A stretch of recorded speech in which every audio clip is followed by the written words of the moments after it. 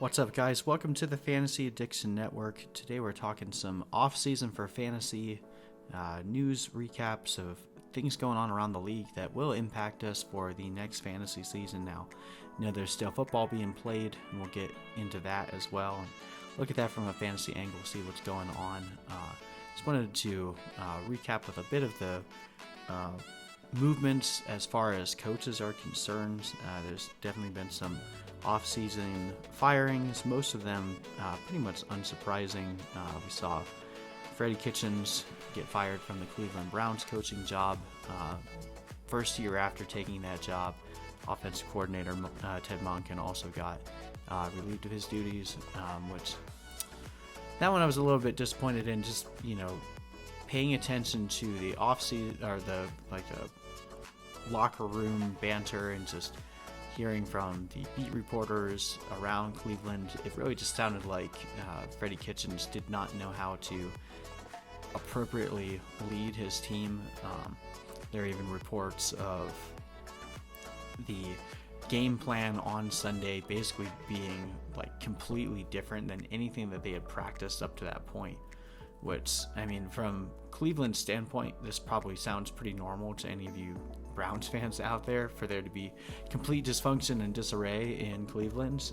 But I think it was a bit disappointing to see that Monken got fired as well, because he did so well in Tampa the year before. I think that he didn't really get a chance to show what he could do with Freddie Kitchens just kind of going rogue on Sundays. But we'll see what ends up happening with who they replace. Obviously, this is good news for dynasty owners of Baker Mayfield and pretty much Odell Beckham, Jarvis Landry, any of the big names there.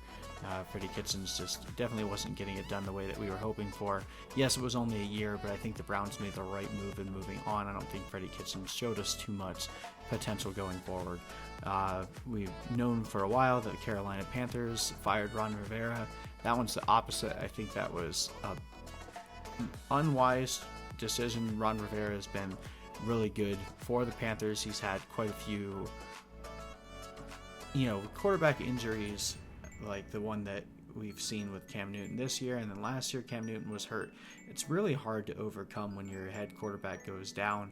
Very few teams are built and structured in such a way that you can have a situation like we did with the Eagles, where Carson Wentz goes down and then Nick Foles leads a team to a Super Bowl. That is not something that you're really ever, I would really bank on ever seeing again, let alone so quickly.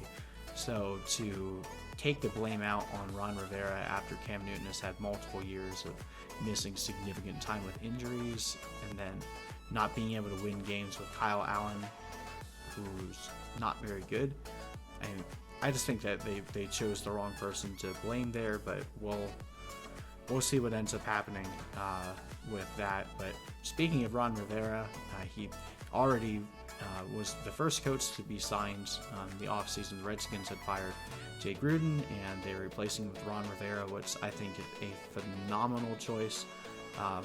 The Redskins definitely need some discipline in that locker room. And then just reading more deeply into what's happening there, when Ron Rivera met with Dan Snyder, the discussion basically was, I'm only going to take this job if you're letting me lead the team, but more importantly, it's not going to be a coach-centric approach, it's going to be a player-centric approach, meaning that everything happens and is revolved around having good men in the locker room that are going to take ownership of what they do, but have it come back to they want to be here because we're focused on them, not just making money or not just making the owner or the coach look good. Our job is about making the players look good and giving them the best opportunity to do well. And that, really, when you look at any organization that you work for, the best places to work and the places that succeed the most are the ones that are focused on their employees, and the ones that actually are looking to do more than just make a quick buck and throw people to the side. Yes, those organizations exist, and yes, they can be successful, but they always bring about with them just like a stink in an era of they don't care about humans. And as a fellow human, you don't want to work for a place where they don't give a crap about you. And I feel like this is a really smart move for the Redskins to move in this direction, to where they're really just focused about like making their players be in a better light. And they definitely needed that, especially after everything that happened with like Robert Griffin, and off-season reports with Trent Williams, where the medical staff had basically hidden the fact that he had a cancerous tumor. Like, whether or not all those are allegations right now, we don't know the exact truth of the matter, but there's just a lot of bad publicity surrounding the Redskins right now, and I really do think that this is a really smart move to try to get them onto the right track. The Giants fired Pat Shurmur. They haven't replaced or even interviewed anyone that I've seen so far, so the Giants are still very much in the open. I do know that the Cleveland Browns had interviewed Mike McCarthy, and they also interviewed or they're planning on interviewing Josh McDaniels, so that'll be pretty interesting to see now that the Patriots are no longer in the playoffs, spoiler alert. But earlier today we got news that Mike McCarthy did not sign with the Browns. He actually signed with the Cowboys, who I guess last night was their official firing of Jason Garrett. It was kind of like a bad relationship situation where like going to high school and you always have like that one person that breaks up, the other person doesn't want to like let their relationship go. Was pretty much what was happening with the Cowboys. It was like, yeah, we think we're going to move on from Jason Garrett, and they were like interviewing other coaches, but they hadn't actually officially told him that he left, and he was like still showing up for work and lobbying for his job. It was like, okay, am I fired? Am I not fired? There's just complete dysfunction going on with Jerry Jones' organization over there. And then they turn around, fire him, and then the very next day they sign Mike McCarthy, who, as a Packers fan, any Cowboy fans listening out there, I apologize. I don't think this was a good signing at all. We'll see. I could be wrong. Mike McCarthy did take a year off, which I think was smart for him. Supposedly, he spent the offseason, spending time digging into some analytics, looking at different ways to adjust and improve his coaching game, which really wish he would have done while he was in Green Bay for so long, because he basically took the same approach the entire time he was there, which in the NFL, that doesn't work. Like, you have to be willing to adapt. The NFL changes, the type of players that succeed in the league changes, and if you're not willing to adapt, you're going to get run over. And the thing that separates a coach that's able to succeed in the long run versus a short-term success is just a coach that's been able to adapt. And really, just watching Green Bay for so long, Mike McCarthy was not able to adapt. So we'll see if that year of taking a break from the league has given him the ability to adapt. Be interesting to see if he's able to change that, because he did not show that in Green Bay at all. But 5-year deal with the Cowboys. We'll see what he can do. I mean, I think he'll be able to give the discipline to the Cowboys that they need, and I think that he'll end up getting the Cowboys to the playoffs a bit, but I mean, I don't know how far he'll be able to go with it. It just, again, unless he's adapted tremendously over the offseason, his ability to compete in this league, the last time we saw him out there was not, it left a lot to be desired. So I think the Cowboys would have been better off going with either someone from college, or hiring like an offensive coordinator, like going after Greg Roman would have been a fantastic move. And I really hope that ends up being the move for either like the Panthers could do that, or if the Browns went after him, that would be phenomenal. We'll see how it turns out for him, but if I was a Cowboys fan right now, I would not be too pleased with moving from Jason Garrett to Mike McCarthy, which you're pretty much, I expect you're going to get similar results. But we'll see how it goes. Anyway, recapping fantasy angles, just talking through the playoffs. Tons of upsets this week. Gotta love sports, gotta love the NFL. Things never really go quite the way that we were expecting. Namely, the Saints losing in the first round to the Vikings after going 13-3. Saints are the first team to ever lose in the wild card round as a 13-3 team. Namely because I don't know there were many teams that even ever made it as a wild card team at 13-3. The NFC just had a lot of really good teams this year. But super disappointing for Saints fans. After 2 years of terrible ways to go out in the playoffs. They just put up a complete stinker. Will Lutz missed a field goal towards the end of the first half that ended up biting them in the butt. The Saints were driving down the field towards the end of the game. Drew Brees fumbles, like just non-stop miscues. Couldn't defend Adam Thielen on that bomb in overtime. Like they didn't have the fire and the desire to win that game that they've shown all season long. I don't know what happened. The game was in New Orleans, which they normally play really well in the Dome, especially in the playoffs. And Drew Brees was just not his normal self. They were able to shut down Michael Thomas for the most part. It just was an ugly game for the Saints. So that's definitely going to put some interesting wrinkles into the offseason. I know Drew Brees is getting up there in age. I don't think he's ready to retire yet, and I don't really foresee him playing anywhere else. So probably be mostly status quo, but we'll see how the Saints rebound from that really rather embarrassing loss in the playoffs going into the offseason. Looking at the other side on the NFC, the other game, the Seahawks-Eagles, that was also just a really depressing game for fans. Carson Wentz goes out pretty early on in the game with a head injury, which I'll give props to the medical team in Philadelphia. Typically, you don't have many concussions in the playoffs. I said that with air quotes. You guys can't see me, but most of the time concussions happen in the playoffs. There's far more incentive to forego reporting it because of how important, especially if it's a really important player like a quarterback. So it must have been pretty severe for them to actually roll him out of the game. So again, props to the medical team for doing their job, but pour one out for Philly. It's just absolutely devastating season. Just non-stop injuries to every skill position on the offense. You lose, Lane Johnson on the offensive line. Deshaun Jackson was hurt. Alshon Jeffrey was hurt. Nelson Aguilar was hurt. Zach Ertz played this game with a lacerated kidney. Like, that wasn't healthy. I mean, I don't know how one team could be so injured, and then to top it all off with the cherry on top, you lose your starting quarterback in the first half of your playoff game. Just, it was starting to look like the Eagles might be destined to just be able to overcome everything, but there's just too much for them to overcome. This offseason for them, I'm really looking to see what wide receivers they go after. Their whole wide receiver core is just absolutely decimated.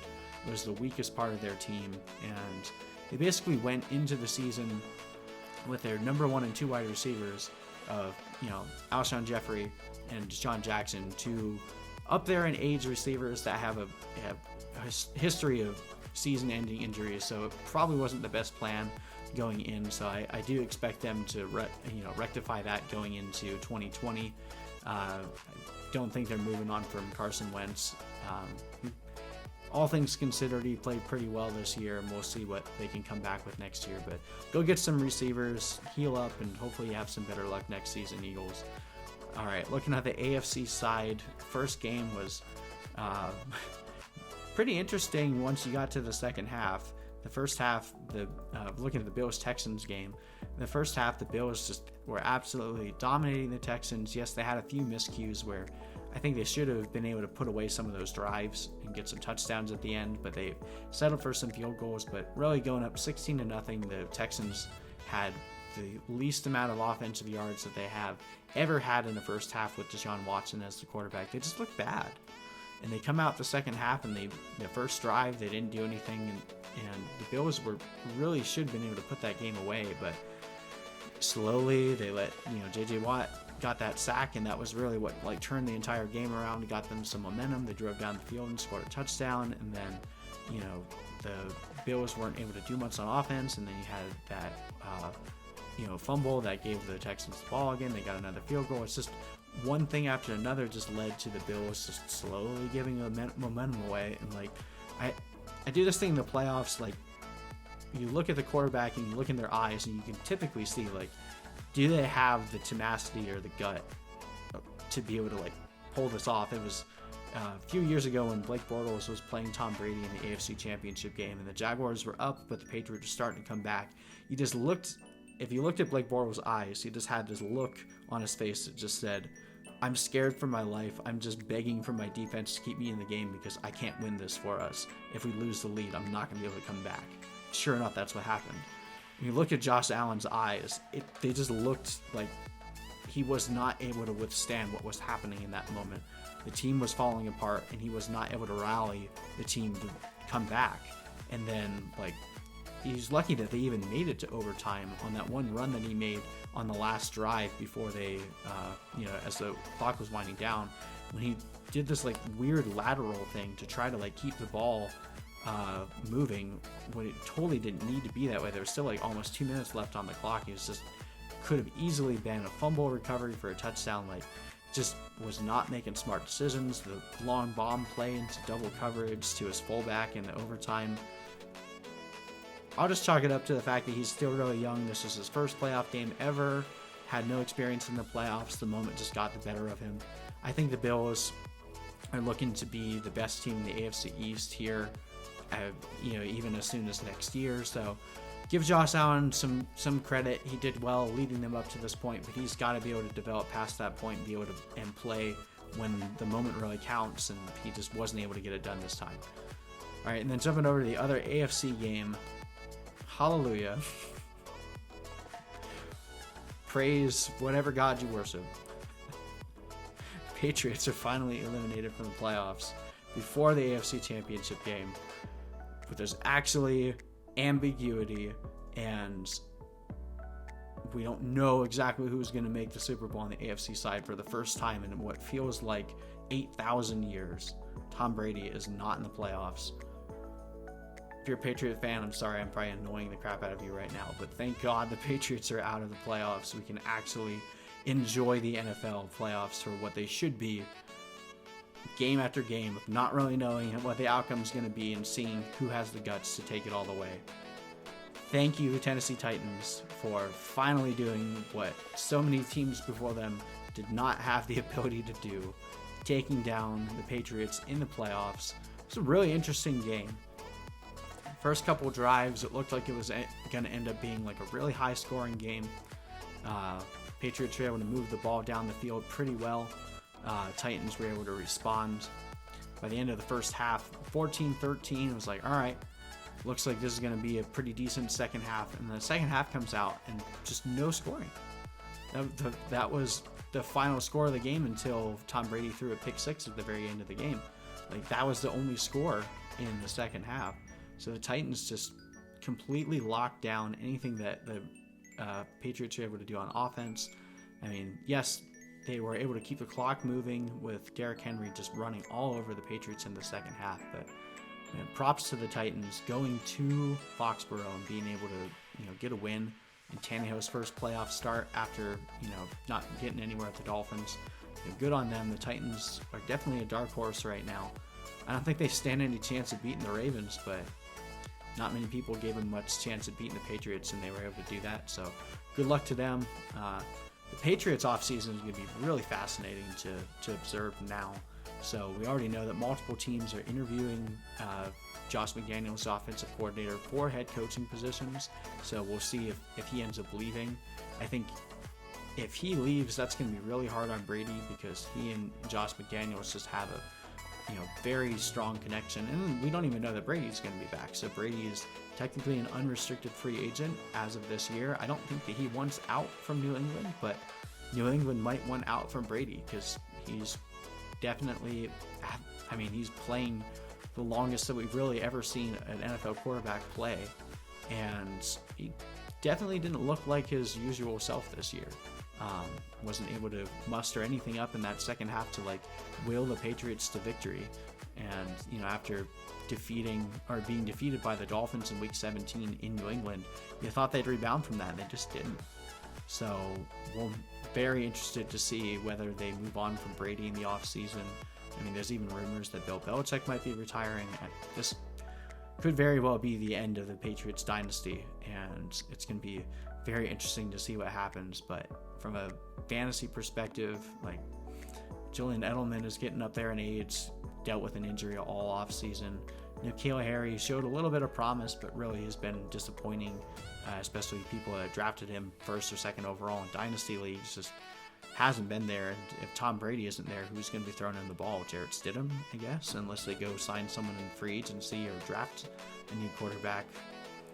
Could be pretty dicey for Patriots offensive options going forward, but I do trust Bill Belichick. I think that he'll be able to rebound even without Brady there, but it's going to be one of the most interesting stories of the offseason now that we're finally able to say that there's some turmoil in New England. It's not just rumors or people saying, oh, there's turmoil. There's turmoil while they're winning 8,000 Super Bowls. Like, finally, there's actually truth to the things that are being said in New England, and it's going to be very interesting to see how they respond in an offseason, going out in the wild card for the first time since the car was invented. Anyway, I think that's enough for today. This gives you a decent recap of all the stuff that's going on in the offseason. Coming up, we got some fantasy recap videos for you guys of all your fantasy MVPs, breaking down their seasons. And we'll look at some other players too that didn't do as well, trying to pick apart their season and figure out what went wrong, and look at what could potentially change going forward that would give you pause for some of the better performing players, some of the underperforming players that they have a chance to rebound next year. So we'll break some of those down in the offseason. We'll also do some NFL draft, pre-draft analysis, post-draft analysis, as how that applies to fantasy, getting you guys ready for the next fantasy season. But anyway, hope you guys have a wonderful day. And if you like this video, please like and subscribe. I'll keep posting stuff throughout the off season, and we'll see you guys in the next video.